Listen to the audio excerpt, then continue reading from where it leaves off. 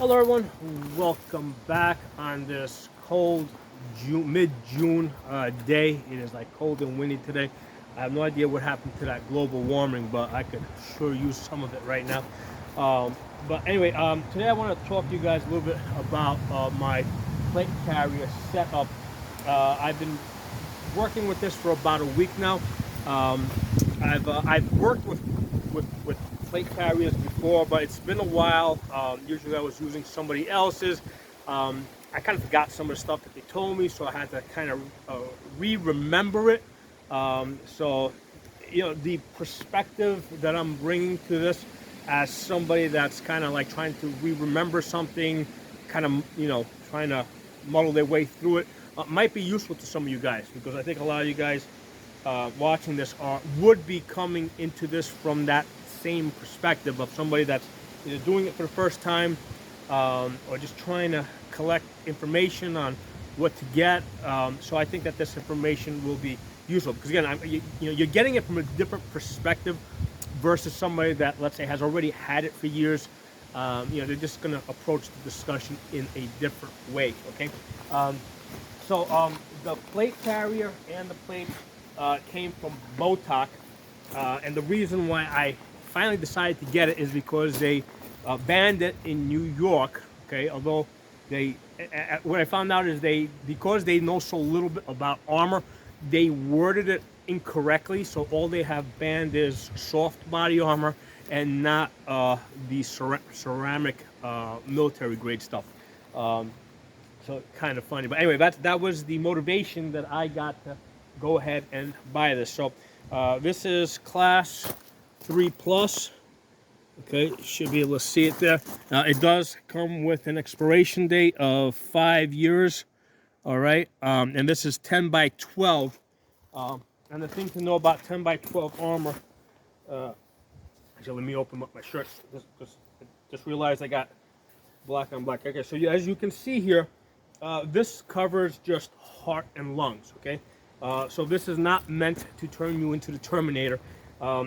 This works in conjunction with a fast trip to the emergency room. Okay, that's how this stuff works. Because here's the thing: if you've taken hits here, center mass, especially in a combat type of situation, things have gone really bad for you, right? Because usually in a combat type of situation, you're either ambushing or you're being ambushed. Okay, so if you've taken hits center mass, chances are you've been hit other places. So if you don't get to an emergency room really fast, you're gonna die. Okay, you're either gonna bleed out or you're gonna die from the infection. Okay, but either way, getting hit in the arms or the legs is lethal. I mean, if you look at the Civil War, American Civil War, why did they have to amputate people's arms and legs? Okay, because when people would get shot in the arms or legs, they would start to get infections, and if they didn't amputate it, they would die from the infection. Okay, so basically, in the absence of modern emergency room treatment and surgery, if you get hit anywhere on the body other than maybe your finger or your toe, you're in deep shit. Okay, all right. So point is, this covers very little, just heart and lungs. And one of the things is, because it covers so little, the thing to consider is this thing weighs 4.5 pounds, right? So the two of them together, you got one in the front, one in the back.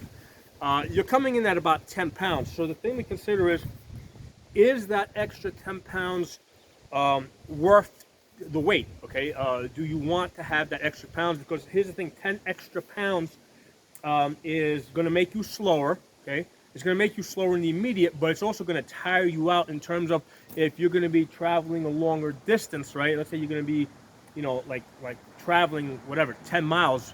By the time you get to your destination, you're going to be a lot more tired. So you might end up being more slower, less reactive. So this might actually get you killed because you're more tired and more slower. So in many cases, it might make sense not to put the body armor in there, right? Because this is really useful as a carrier of other things, and we're going to talk about those other things in a moment. Okay, but for now, I'm going to put this back in there. All right. And the reason I'm putting it back in there so that when I put when I swing the rifle on, you guys will see how it fits. So basically that slides in through the bottom, okay? And then there's this Velcro strap, right, the Velcro strap over here that basically goes in there and holds that in place.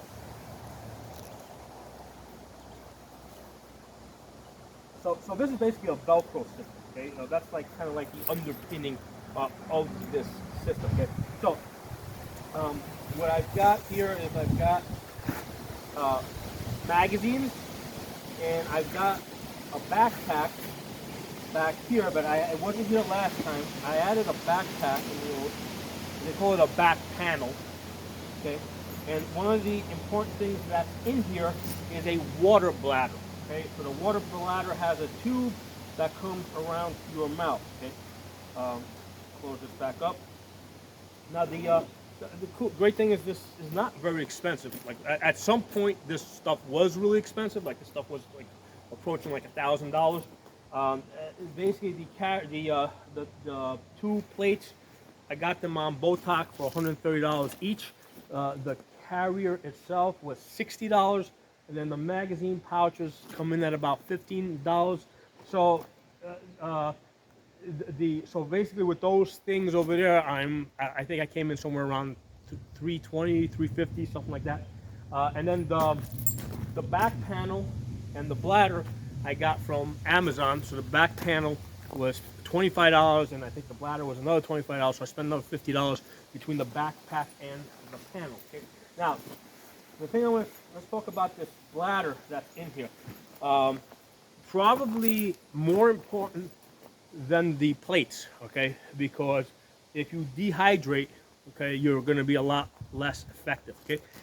And most of us are used to having water readily available to us, right? So basically, when you're driving, you got water in your car, you got water in your office, you got water, wherever you are in your home. Almost always have access to water, and you're used to living like that. You're used to functioning like that. And I know that people can train themselves to be more efficient as far as their water consumption. However, the reality is that most of us are not. So we're gonna require a lot of water, especially if we're doing stuff, and even if we're not doing stuff, just from being scared. Okay, I don't know if you guys have ever noticed, but if you're under stress, you start sweating. All right, well, that sweat that comes out, basically, that's water that you're losing. So just from being scared or under stress, you're gonna sweat out a lot of water, which means you need to bring more water into your body. So that's probably the most important thing in this carrier, the water. Okay, and it's it basically goes from top to bottom. And it has a tube that feeds it to the mouth. I'll show you guys that in a minute. So that is the most important thing, the water in this carrier. And of course, the next most important thing is the extra magazines. Okay, and again, the magazines are weight, so you gotta decide how many magazines you're gonna have. So let's put this down for a minute. So the last time I showed it to you guys, there were these buckles that were over here. I got rid of the buckles. The purpose of the buckles was basically if you're not going to use the side panels, the buckles basically will keep this in place. Since I am using the side panels, I got rid of the buckles. Let me pull my hood up just so that I will get interference from the hood as I put this on. Let's take off my hat. Okay, here we go. Okay. Put glasses on, put hat on. All right, so that goes on like this. All right, so the way this works, make sure I'm not twisted. I think I'm not twisted. Basically, this comes up over here. Again, this whole thing is like a Velcro system. Just Velcro. So that comes here, that goes there. See up there. Then on this side, this comes up. That Velcro's there. Then this goes down, and then this Velcro's underneath. Okay, so that's how that works. It's always a good idea to check this in the mirror if you have the opportunity, or the reflection in the glass. Because sometimes I find that I haven't tucked everything in or whatever. But anyway, this is how this goes. So, like I said, the most important thing on this is the water, right? You pull this out. You can take your water, close it. This thing, initially, this thing was kind of flopping all over the place, and then I realized that I could run it inside this sleeve over here, and that helps control it, right? So it's kind of where I need it, and then I can even go further and tuck this in here and get that out of my way. Okay, so you want to have quick, easy access to this. This is by far the most important thing on this rig. Okay. Next thing, we got the magazines. Now with the magazines, I got the AR magazines here. Now this again, this is mollied in, so you can take this out, put a different one in. I mean, molly is basically one step up from a Velcro system. Okay, they're very flexible. So these magazines come out, and now the thing is, this also has pistol mag holders in the front over here. Did I bring out any pistol mag holders? Oh, well, I got a bunch here. So basically, I can put these pistol mag holders here. The problem is that when you put these here, this sticks out way too much. Right, so this becomes a problem when I take the gun, throw this over my body. Okay, now this is just like way too much crap in front of me here, and this is just sticking out way too much. So the good thing about this is when these come out, okay, this goes flat. So it's almost like it's not there, okay? So, or you can, if you want, you can put something really thin in there, like, I don't know, maybe your lipstick or whatever. But this is like really flat, so when you put this back on now, okay, that sits a lot better, okay? Not the most comfortable thing in the world, but it does sit a lot better. It is closer to your body. So the way I'm going to use this is I'm going to have either AR magazines up here or pistol magazines, but not, because if I take these out, right, let's say I take all these out,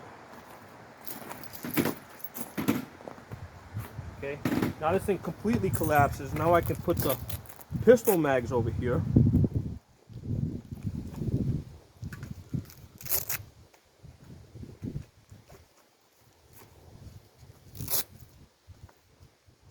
Okay, so now the AR pouches have completely collapsed.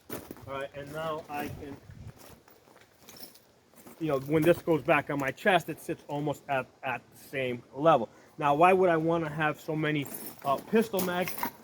Well, I like training with ARs that shoot 9mm because I can shoot the steel targets up close. Okay, so sometimes, like right now, that's an actual AR-15, but a lot of times I'll use an AR-9.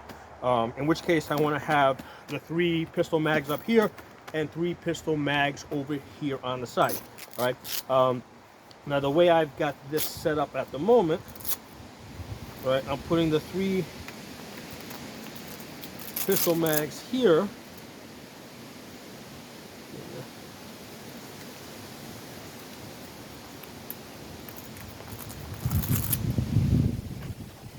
Yeah, basically you angle these so that when you come out, you feed it, you know. So I basically position these forward.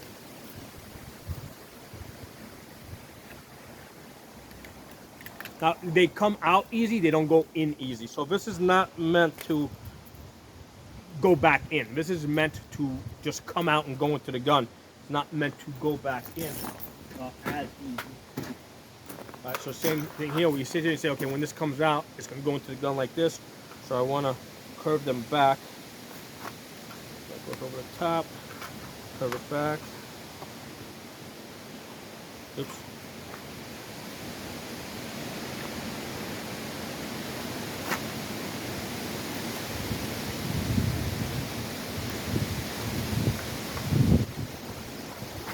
Okay, so that's set. Now, one of the things I do have here is I have a drop pouch, basically. Initially, I had something different here, and I found that it was snagging on the rifle when I was bringing the rifle around. But basically, I need some place where I want to, you know, where I can put my magazines. Now, in the middle of the exercise, maybe I'll drop them to the ground, but eventually I want to pick them up, right? I don't want to just leave them out in the woods, you know. So I need some place to put my magazines as I'm done with them. And for now, that's going to work pretty good. Right? So you need someplace to put your magazine. So that's a convenient thing to have.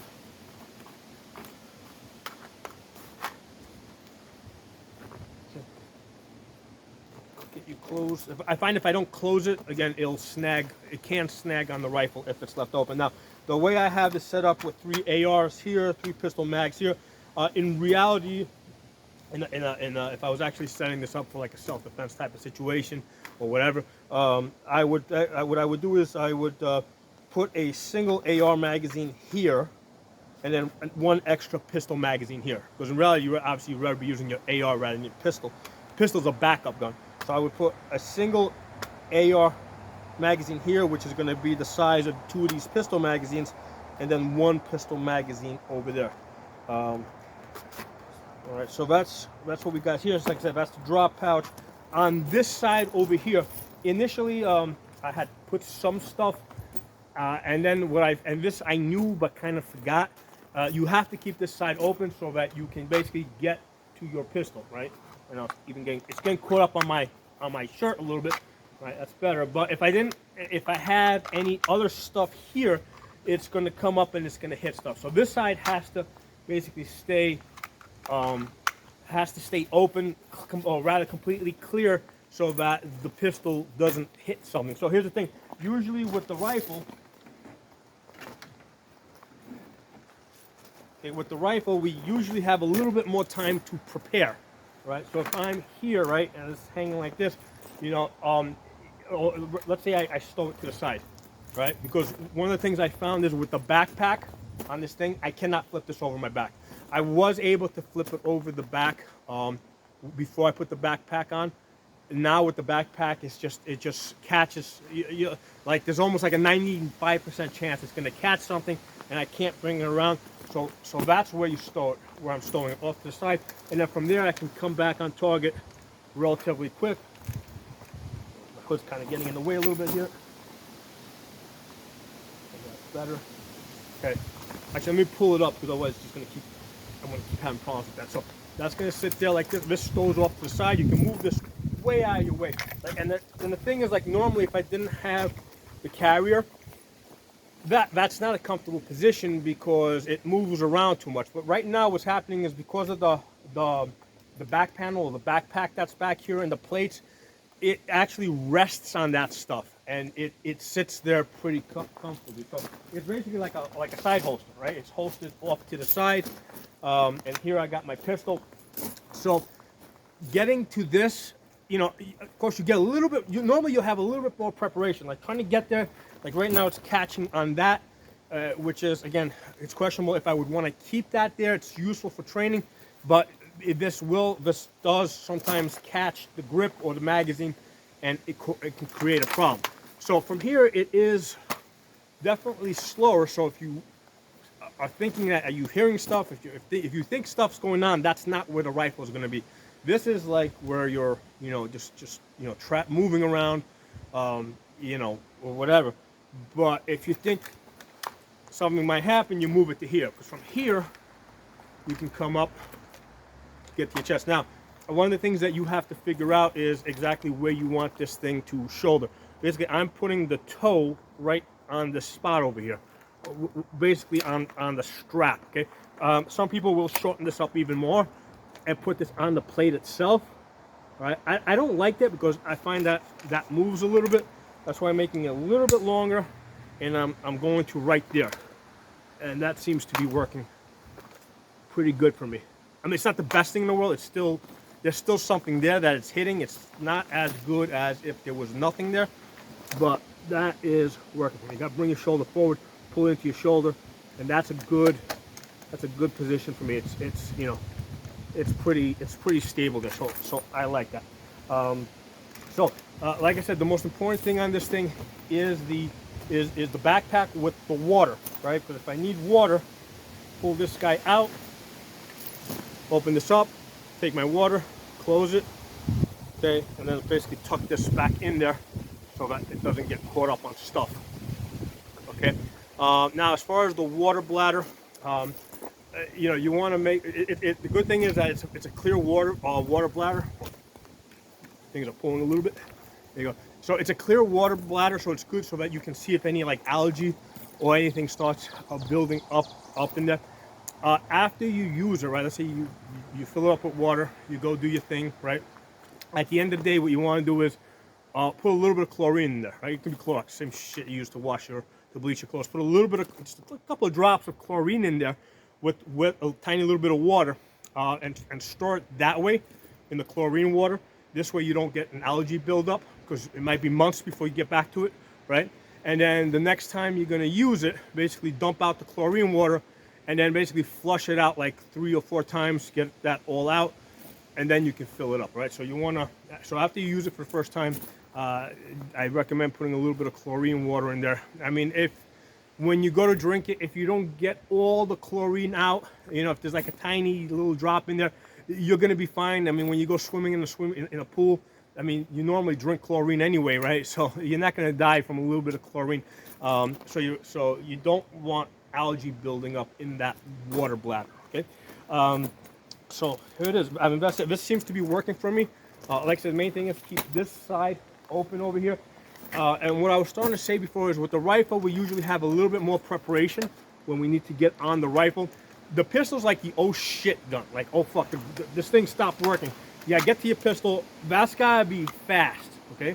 So the access to the pistol has to be really fast. So that's why you don't want any stuff over here. And that's something I had kind of forgotten. That's why the first time you guys saw me putting this together, I had stuff on this side, but then as I started working with it here, I was like, oh fuck. I mean, I was hitting stuff.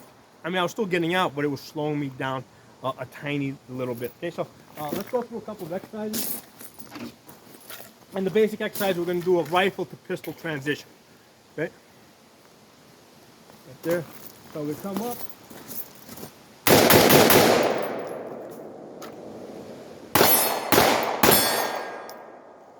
Okay.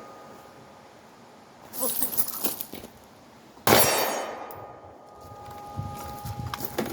Alright, so, and like I said, the way I've been doing this, I basically stowing it to the side over here.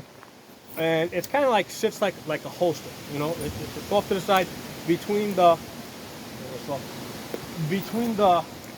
backpack and the plate back there. That sits in a pretty comfortable position. Now, one of the things I'm considering, because this normally is a very comfortable sling, I'm noticing that with all this crap I got on, because it's a thinner strap. The thinner strap was working great for me. In the past when I didn't have stuff on me, I may want to try a different strap to see if it's a little bit more comfortable. One of the things that you absolutely need to have is a fast loop. You gotta be able to adjust this. So let me see if I loosen this up, if that's better. Yeah, I mean it's better, but still, you're gonna probably want some type of a padding here, because it's going to pull differently. This is definitely, you know, like I can feel this pulling differently on me than when I don't have the carrier on it. It's just the way it's leveraging. Just pull it off to the side, okay, and that's going to be its stowed position off to the side, because there's just no way I can flip this over the back and really be able to retrieve it. I tried it. It just looks ridiculous. I mean, I'm sitting there fighting with it. You know, it just snags on stuff. Just pull this around, and there you go. So let me know what you guys think. If you have any ideas, because maybe some of you guys have a lot more experience with this stuff. You know, I mean, to me, like I said, I've done training with other people that, that have used this, and it's been a while. I'm trying to remember the stuff they taught me.